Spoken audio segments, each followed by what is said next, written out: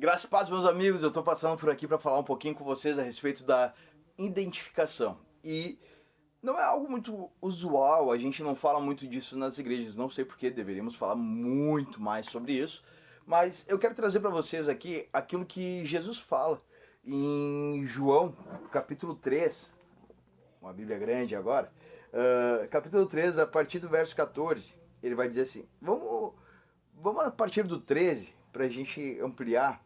Olha só, ninguém jamais subiu ao céu, a não ser aquele que veio do céu, o Filho do Homem. E da mesma forma, como Moisés levantou a serpente no deserto, assim também é necessário que o Filho do Homem seja levantado, para que todo aquele que nele crer tenha a vida eterna. O que Jesus está falando aqui? Vocês lembram daquele episódio quando o povo de Israel está se afastando de Deus e caindo em idolatria? E aí Deus libera serpentes abrasadoras no deserto para começar a matar o povo. E aí Moisés desce, o povo clama, Moisés, nos perdoa, não sei o que, fala com Deus e tal. Aí Moisés, tá, dá uma segurada aí que eu vou falar com Deus. Ele fala com Deus e Deus diz assim, ó, pega e faz uma serpente de bronze e sobe ela e bota no meio do arraial, e todo aquele que for picado pela cobra vai olhar para a serpente e vai ser curado. Ok. O que Jesus está fazendo aqui? O que ele está identificando aqui? Primeira coisa, quando a serpente foi levantada no deserto, numa haste, numa cruz, ela representava o mal que estava se abatendo em todo o arraial, tá? Aquela serpente levantada, ela significava o mal que se abatia em todo o arraial.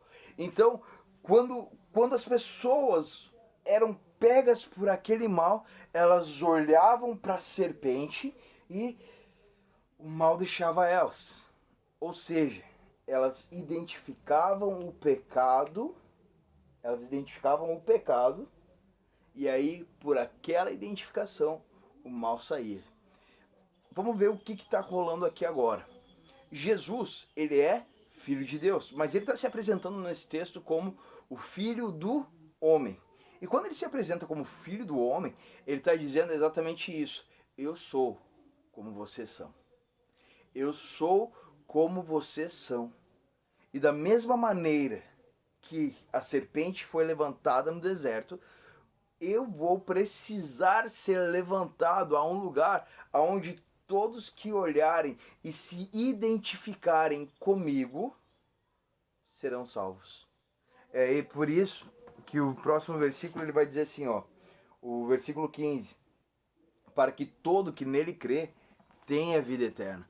Quando nós olhamos para a cruz, quando nós olhamos e botamos os nossos olhos na cruz, nós temos a condição de visualizar que, cara, aquele lugar